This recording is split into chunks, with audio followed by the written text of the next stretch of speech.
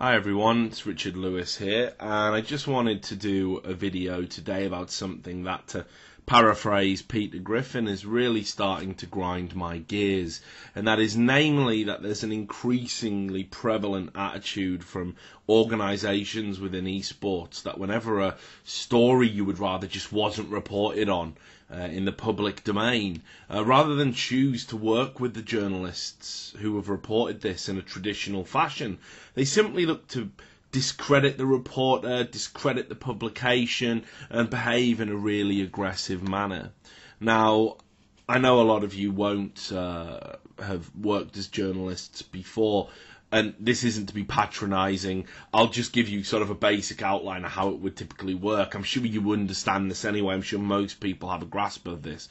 But just in case you don't, yeah, it could be you hear a story, you hear a rumour, you then decide to investigate, you speak to sources that you think could be well positioned to also have heard this or to be able to expand upon it with further information, people who can confirm whether it's true, deny it, verify points of information. Sometimes you might even hear something that is, ends up not being the story. Like, you hear one thing, you ask, oh, so I hear you're picking up player X, turns out we're actually picking up player Y, and then you get that back, So it's just about kind of source management, information management.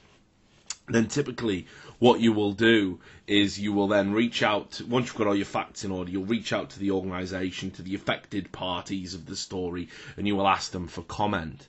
Now, actually, just while we're at that point, I've got to say, in esports, because of this ongoing aggression, this war with reporting that seems to be going on in esports at the moment, even the simple act of asking for a comment is like a minefield now. You used to be able to trust people to simply give you a no comment, as in we decline to comment on the story, or they can give you an off-the-record confirmation, yeah, it's true, but we're not going to announce for a few days. At that point, some people might even bargain with you and say, if you could hold off reporting the story, we can give you the first interview or some other form of exclusive content that would have value. That's generally how it works. But now what you find happens is if you ask an organisation for a comment about a story, you get locked into a race against time. The organisation wants to take the story away from you because they don't want to lose traffic for their big announcement. So they'll try and rush it out while stalling you simultaneously. Like, this has happened to me. I'm sure it's happened to other reporters as well. An esports organisation will say, sure, we'll give you a comment if you can just wait 4 hours, and then 2 hours they've put it out on their website. So you're like, okay, cool. So that dissuades people from wanting to do the kind of responsible thing, because you get penalised for doing it. The other thing they'll do is you'll get threatened. You'll be like, this is completely outrageous. If you publish this, we'll sue you. You'll never work in this industry again. And that's a favourite one of these big organisations and players. And all they're really doing is they're trying to stall you from writing the story. They're trying to sow seeds of doubt in your mind, and then they'll announce it anyway in a couple of days as planned. All your work's gone to waste, all your work's gone for nothing. So even asking for a comment is like an entrenched kind of battle between you and the organisation these days. There isn't a lot of professionalism. There isn't a lot of, kind of mutual understanding about the positions of the two parties in this relationship. It's simply crush, kill, destroy. Reporters are bad. We've got to stop them putting the story out there. Now, it's got to be said that when you are going to announce, when you are going to leak something, when you are going to basically do what you're supposed to do as a reporter, which is generate news, and by that I mean you are the source of information, you are putting new information out into the public domain. Generally what's happened for the longest time in esports, certainly for as long as I've worked in it, that the source of news will be the organisation, the people that control the flow of information, and they'll put out a press release to, either on their website or to the biggest website in that community that they feel will get them the most exposure. And then everybody will rewrite that story on their website. It's a waste of time. It doesn't generate traffic. Being the source of news is what makes you important. It's what gives the story value. And like I say, this is generally how it used to be. I mean, even when I used to run a website, it would be, oh, that's been published on this website here. We should probably mention it. Can you just reorder the facts, rewrite the news, and put our spin on it, our interpretation of what it might mean, and that's fine. But in most news outlets, sure, you've got your the kind of press association wire where general stories are coming through. Organisations like Reuters from all over the world, and you as a newspaper editor will take those stories and elect which ones are newsworthy enough and which ones your readership might be interested in, and you'll fill the newspaper that way. But generally, you've got reporters who are out there digging and generating stories, and that's why when you pick up, say, all of the papers in Britain and you go through, one newspaper will have one particular story, another newspaper will have another particular story. Some will cover the same story. Some will even say, oh, and in a shocking expose revealed by this paper here, this has happened. But generally, people are always grinding and hustling and trying to get their own stories, get their own news, because, again, as I said, that's what sells. So that's just all in the game. That's how it is. That's how it should be. But for some reason in esports, there's this attitude that if you're doing that, it's an act of war against the organisations. It's some sort of aggressive position that you're adopting, that you're trying to ruin their business. And of course it isn't. You're just trying to do your job. But again, you get into this conflict about it. Now, what you've got to realise is, as soon as you put a story out, the organisation, their reaction is always the same now, unilaterally. Very rarely is anyone interested in working with journalists and saying, oh, I'll give you a statement about that, or, we deny it, but then, okay, we're still going to allow you to publish what you found, without any aggression. They don't. They'll just take to Twitter, they'll take to Reddit, and they will use their social media presence to absolutely pound you down as a journalist, to discredit you, to get all their fans on side, to basically make you look like a ridiculous figure, even if then what you were reporting on happens to be true 2 days down the road. And you've got to understand as well, journalists are not big celebrities. They will never be on the level of players or top teams or e-celebrities or streamers or YouTubers or whatever. We're never going to be on that level, and nor should we be. I would say there's something very wrong with the model if that was the case. Certainly there are a handful, perhaps of which I'm one, that have a platform to be able to talk about stuff. But the vast majority skulk in the shadows, don't get a lot of credit, have very small direct followings, and therefore it's not hard for a team or an e-celebrity or a top player to discredit them, to leverage their improved social media position and basically make them look foolish.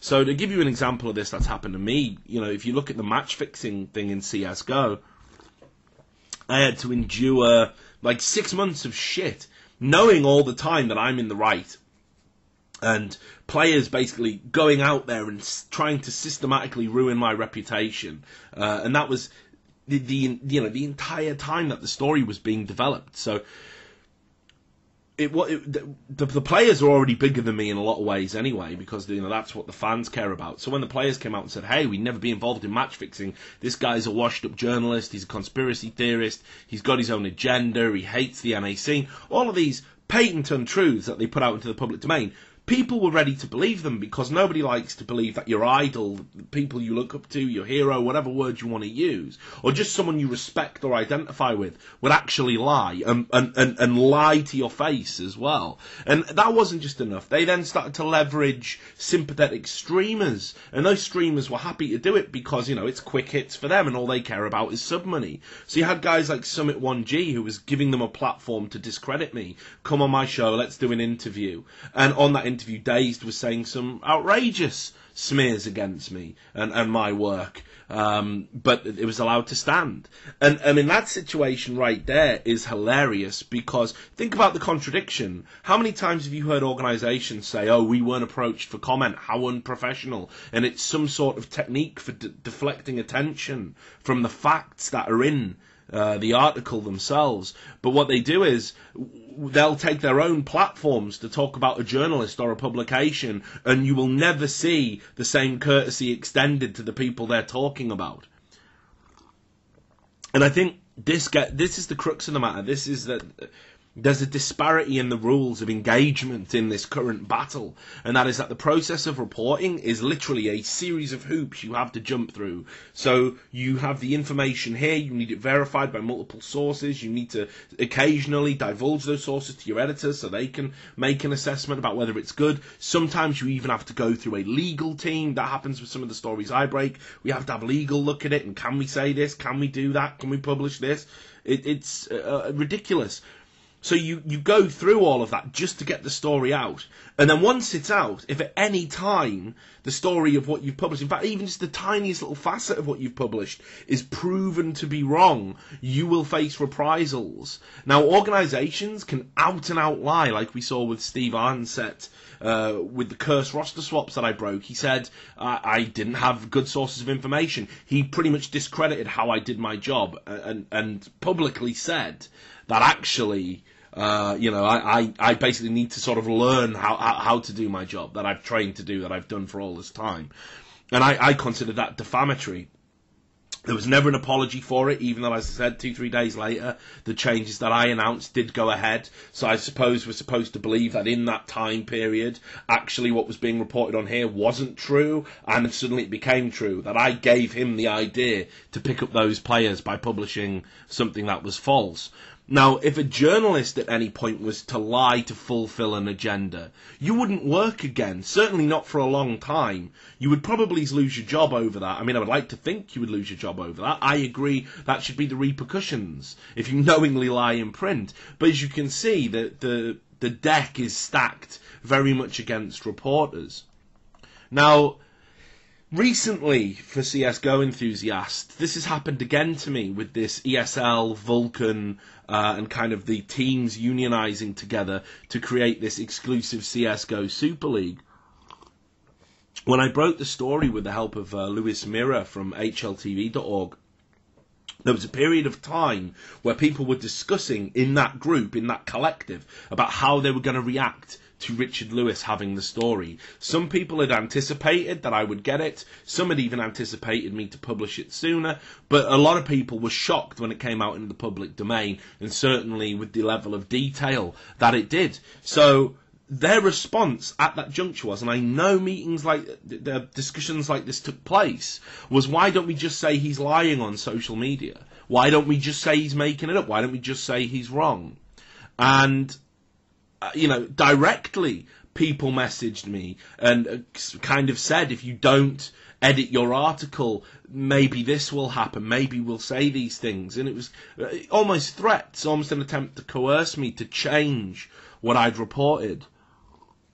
Now, fortunately for me, only a few actually went on to do this or attempt to do this. And trust me, it could have been a very awful and stressful time. There's already been an ongoing battle with Reddit where I found myself censored for what I published and kind of breaking up some commercial interests, which I'm sure you'll get to learn more about later. I've been hugely discredited. I've come under a lot of attacks lately. So I knew when I published this story there was a real risk of having to go through that again, and I absolutely didn't want to. It's been a very stressful time. But fortunately, the only person who really went to bat and try and go down this route of let's attack and discredit the journalist was Trevor Midway Schmidt, who ironically is the founder of Gottfrag, should probably know a little bit better about what it's like to be a journalist and what it's like to be in that situation. So I'm sure Gottfrag never published anything without a named source. You can see from these tweets here the kind of stuff he was saying. Of course, he is a current ESL employee and has his own agenda. I would like to point that out. And I'm sure, like me, you'll also get a smile of him holding Slasher up as an example of a journalist who would, of course, only use named sources for everything. When, in fact, the last time I checked, Slash is the kind of guy who would just tweet upcoming transfers and roster swaps without a named source. at all. And there were a few other denials. There was a carefully worded one from Carmack, and then Vulcan waited a good few days before wading in with this one that you'll be able to see on your screen right now. And you can see that, effectively what they're saying is that I'm lying and I didn't do my job properly, but also, hey, we're not trying to discredit him, as if those two, statements could exist side by side. And speaking of which, since they're obviously all about due diligence and people doing their jobs properly, I'm sure they've spoken with the owners of the Star Trek intellectual property before using the Vulcan salute as a logo for their brand. I'm absolutely certain that's the kind of thing they would do. Now, the other problem we've got while this battle is being waged, this organisation, business interests versus the journalists, is that social media is actually becoming complicit in it and working with organisations to discredit reporting. And I won't get into this broader subject and talk about some of Reddit's censorship of things like the Ellen Pao using her position as the CEO of Reddit to remove posts about her husband's involvement in a Ponzi scheme from the site, or how Reddit suddenly grew a conscience about women having their privacy violated and nude photos of them being posted in public when it was fucking celebrities. Because you've got to have those AMAs, right? But let's just focus for now on the esports subs, which they are a hotbed of petty corruption, posturing, and favour trading. Recently, there was a story about Corey potentially joining CLG as a jungler, and it was reported on by one of my colleagues, so full disclosure, you may think this is bias of me. You may feel this is me going to bat for my boy. Hand on heart, I would do it for any other journalist in this situation. It just so happens to be someone who works at the Daily Dot, but I'll absolutely understand if you want to think that maybe this part is a little bit biased or whatever, but I can assure you it isn't. Now, I'll certainly be critical of some aspects of his build-up to the story. Didn't particularly like him trying to tease it on Ask FM and Twitter. I don't see the point in that. News is news. You don't need to say, hey, I'm going to release a story soon. I also think the story went out perhaps a bit too soon. And I certainly didn't like the way he handled himself on social media in the aftermath of being attacked. And I've told him this. We're colleagues. We work together. I'll share my opinion on how he could have done things differently, and he can take it on board or not take it on board. I'm not a boss. As I always tell people, I don't want to be in a senior position whatsoever. I don't want to be in charge of anybody. I want to walk away from that so I can concentrate on my reporting and writing. But, let's just be real for a moment. And that is that in regards to that Corey to CLG story, I'd heard the exact same thing and had multiple sources I consider credible and sources close to that organisation and close to the player tell me that same story. Now, it was an option they were looking at, is the way it was framed, and that's how it was reported. And they're obviously looking at multiple options right now. And I know this because I've reported on a few off-seasons. This is perhaps where Jacob Wolf, the guy who reported this story, hasn't had this experience. I've reported on a few off-seasons now, and I know that if you rush a story out, in League of Legends especially, it will bite you on the arse because things change. It's just like this super cliquey network of people with Riot constantly sticking their fingers in, and things can literally change in a matter of minutes. Something that is an absolute fact here, by 2 o'clock that same day, that's 12, that's 2, it's all changed. And I know this because the way I rushed out the Super Team story, I was like, wow, this is big, I better get this first. By the time I'd reported on the story, actually, certain players weren't going to be able to play in that team. So the roster was accurate at the time of being reported, but it wasn't anything that was ever going to come to pass by the time, the ink was dry.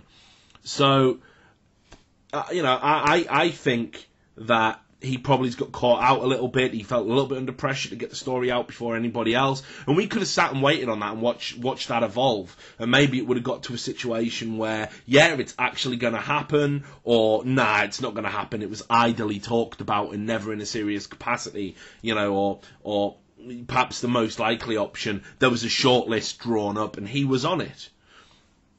Now, I couldn't believe the sheer aggressive nature of Hotshot's reaction to that story being made public. Keep in mind he was given the chance to reply and didn't, and I saw a lot of people saying, well, 3 hours isn't adequate. Yet if you've ever worked at a newspaper or you ever want to speak to a newspaper, when they're working to a deadline, a print deadline, 3 hours wouldn't be out of the ordinary at all to give a big company to respond to something. You give them the afternoon. You're like, look, we've got it. This is the final deadline for your comment. If you want it in by the time we go to print, it's got to be given to us by now. And big companies and serious organisations have that infrastructure. So the time frame wasn't really a problem for me. And his reaction wasn't even that, oh, I want to give you a statement. Can you include a statement now, please? I'm angry I didn't have enough time to comment on this. His reaction to being asked for a statement was, I'm not going to give you a statement. You either remove the whole article, or I am going to discredit you and will never work with you again. And you can see, I'll put it up on your screen right now, and again, all the personal information's been removed, because I know the Reddit moderators love that one. Apparently, a non-corresponding Skype name, which couldn't possibly be used to find you on Skype, now counts as personal information, because that's what they need to do to keep any logs about them doing crazy shit off the site. So that's fine. But anyway, so then he posts publicly, and you can see here a very carefully worded statement that focuses entirely on him. The article never claimed that he made the offer. He doesn't even claim there was an offer on the table. So you can see how linguistically this doesn't even necessarily address the elephant in the room. Look, far be it from me to theorise that maybe he went a bit over the top, because obviously they've been fined for poaching before, and MYM had said, we understand Corey is a desirable player, but no one has approached us formally for him yet. Perhaps this was, again, a bit of blind panic. They didn't want to get fined again. They didn't want to have any consequences. I don't know. Far be it from me to speculate. But the point is, you can see from this response that because he's a fan favourite, boom, it ends the discussion, and it just means a horrible backlash for the reporter now. All they've done is report, this is what we've been told, these are the facts as we understand them, this player is being looked at to join this organisation. What's the problem? Why do you need to discredit the reporter? Why do you need to discredit the publication? Why do you need to blacklist the publication? Where is the fucking harm? And you can see as well, the stuff he was saying in there, like, oh, I must have lost my marbles because I want to try a mid laner at jungle. You gave Link trials for jungle. That was one of the ways that you were going to try and mitigate keeping Link in the side and change the roster to something successful. So it's not beyond reason, is it? That might be something to do, especially when we know Corey has been spamming jungle in solo queue and has said he wants to move to jungle. He said that. So, again, ridiculous. And also the comparison to Esports Express, because it just blows my mind. It really does. Anyway, I won't get into that. So, it doesn't end there. Now, for me, that's bad enough. That is, like, you've clearly said, we're going to discredit the publication, we're going to discredit you, which isn't how it should work. But you then have gone on to basically, deny the story, undercut, it's ridiculous. But then it doesn't end there. So now, far be it from me to suggest that the League of Legends subreddit moderators have professional players on their Skype. I mean, they absolutely do. And this is part of their ongoing insistence that they have working relationships with almost everyone in the scene that has any influence at all to justify their own sense of self-importance. And of course, if you're not willing to enter into a relationship where, in addition to whatever editorial standard you're held up to, you've also then got to go through another editorial judgment of moderators. If you're not willing to enter into that agreement, they will fuck with you and take your content down and make your life thoroughly miserable. So they do have players and organisation owners on Skype. Now, I'm not saying that conversations have taken place, but let's just look at some of these facts, right? Do you remember back in December, I did a video on it, I'll link it in the description to this one, and it was when the LoL moderators suddenly decided about how important it was to maybe remove leak stories from the subreddit. And this came off the back of a meeting of a team owners conference with Riot, where one of the big topics of discussion was how can you stop leaks, how can you how could Riot wrestle back control from third-party publications, so they were the source of all news. They were the official source of all news, and anyone else was just window dressing and guesswork to be discredited. And one of the agreements they all entered into at that conference was they would work closer together when it came to roster changes. They would do all they could to stop leaks from occurring, try and keep their organisations like a tight drum, stop players from talking. Riot, of course, brought in a rule that says if you do sort of leak anything, you can be held accountable for that. And that was I think they did do a few kind of joint announcements as well, didn't they, on LoL Esports, like transfer rosters happening now. And I think LoL Esports might even have published a roster change for a team before the team did, and apparently that was okay. But anyway, the upshot was that the mods made this thread on Reddit, which again I think you'll be able to see on your screen now if I can be bothered to screenshot it. And that was that. Why don't we have a rumour tag or a non-verified tag or something like that for all non-Riot stroke organisation approved news? So think about what that means. The information that you're getting from a independent publication with no agenda beyond reporting the news is deemed to be an untrustworthy source, but the organisation itself with and Riot, both of whom have an onus on controlling information and spinning it a certain way, they're the only people that can have verified stories out there. So that was the proposal from the moderators. And then there was a story which had the potential to make Riot look bad, and it was when Garena discriminated against transgender and lesbian players in their Iron Solari female tournament, where you remember that they were limiting the number of transgendered and lesbian individuals you could have in a team.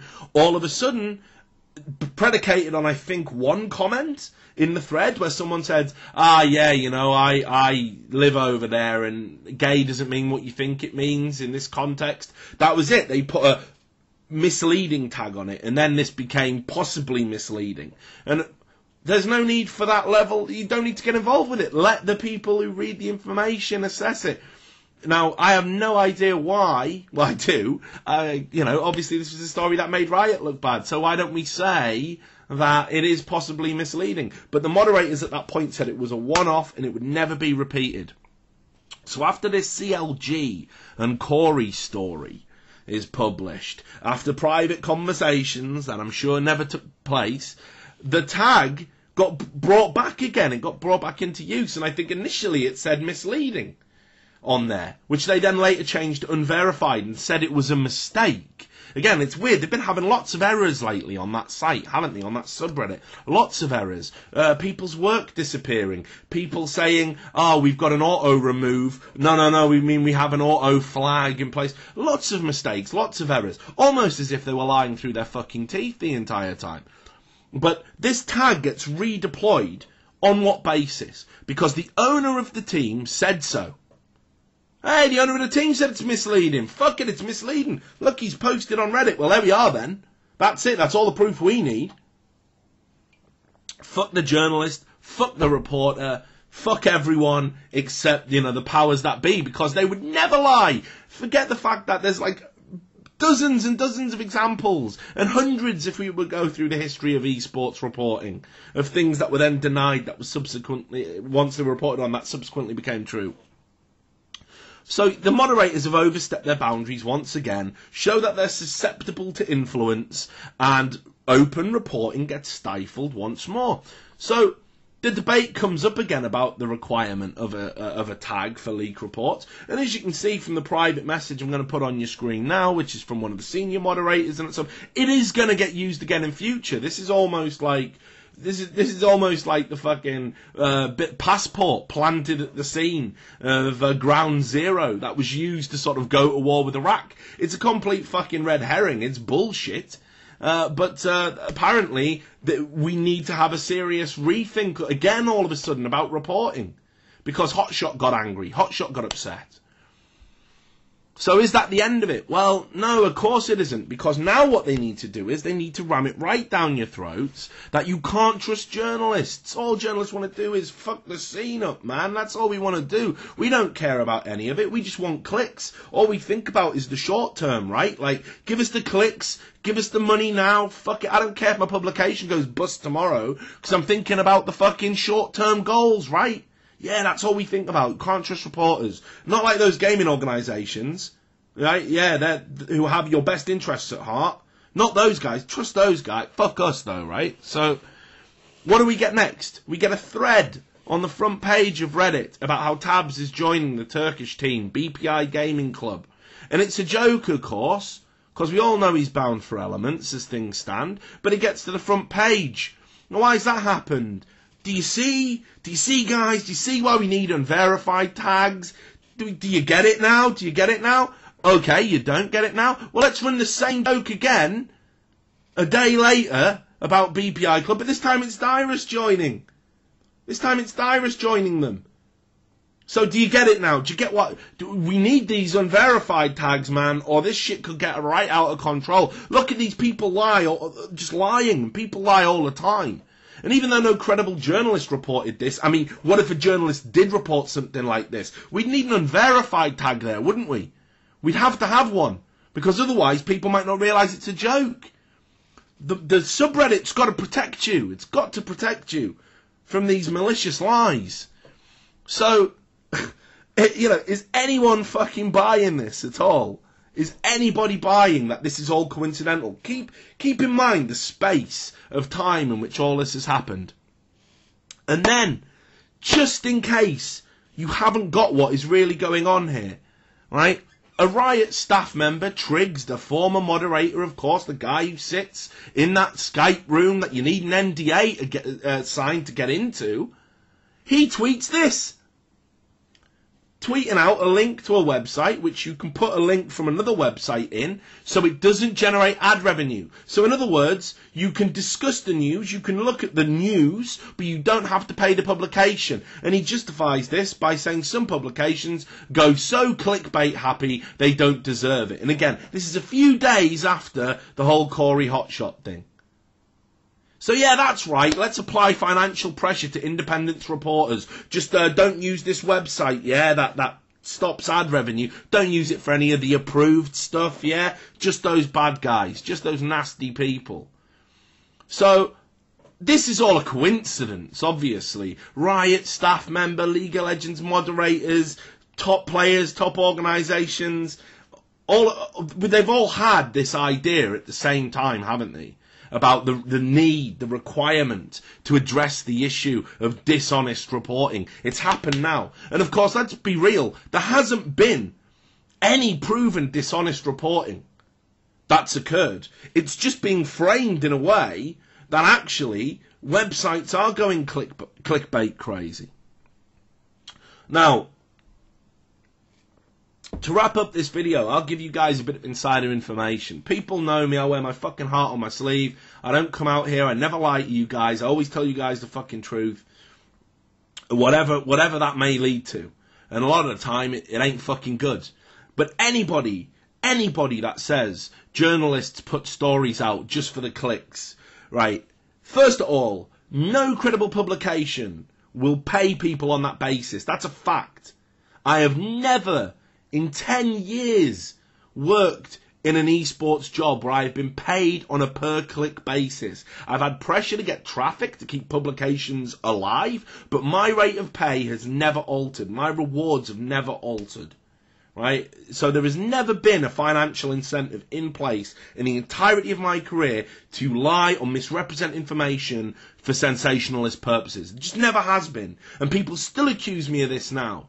And there isn't one. The Daily Dot do not publish on that basis. No credible publication will pay a writer on that basis. Purely and simply because it's a recipe for fucking disaster. Everybody can see that.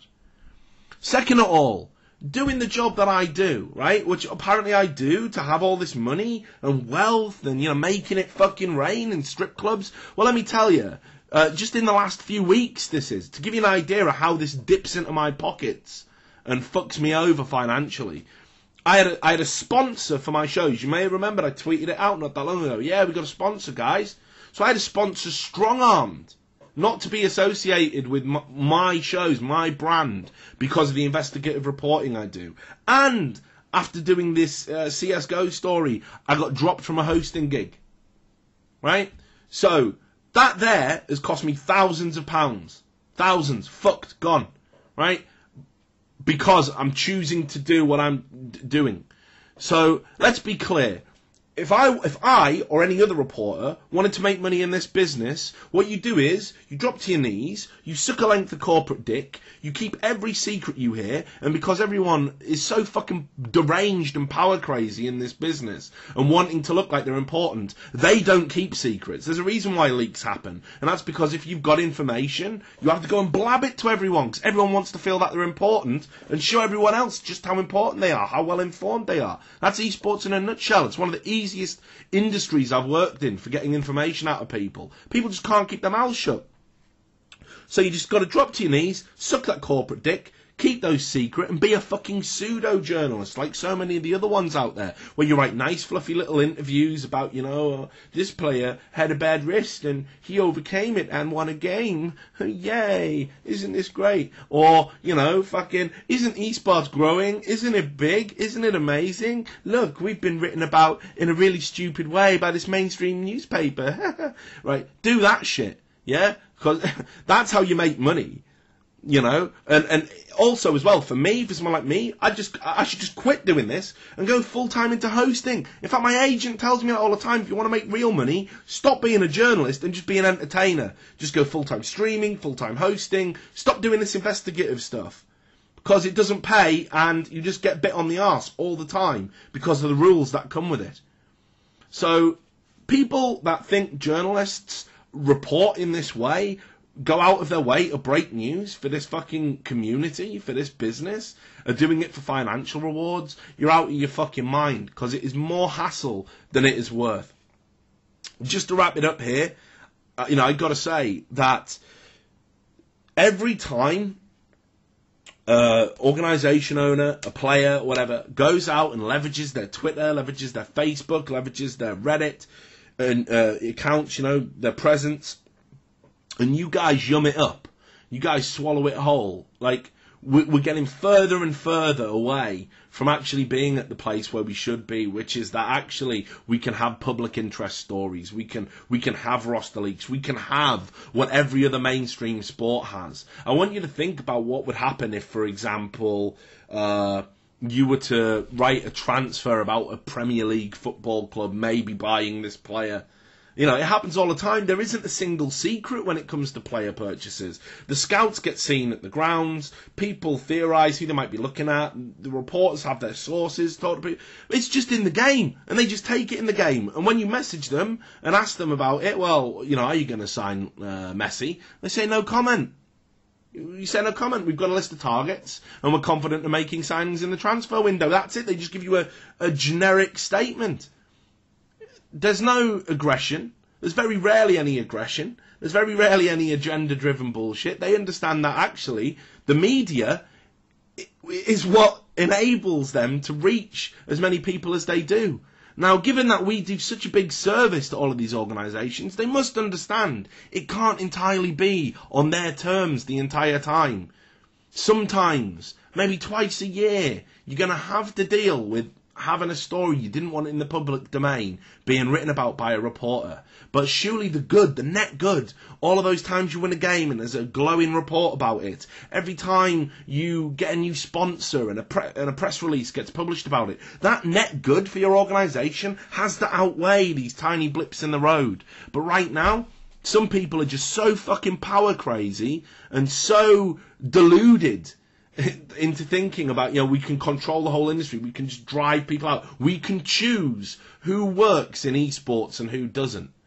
And when you get involved in social media and you just take them at their word, you're allowing them to do that. You're assisting them. You become part of the problem. And just please, have your fucking eyes open, because it is getting ridiculous. And all you're going to do is drive reporters out of the scene. If I'm already getting tired of it, if I'm thinking, and I consider myself one of the most resolute, resilient people in this business, if I'm getting tired of it, guys who haven't had a fraction of my experience aren't going to stick around long. And then all you're going to end up with is PR bullshit, press releases, and organisations basically using the media as another form to monetize you. Anyway, thanks a lot for listening. See you on the next vid.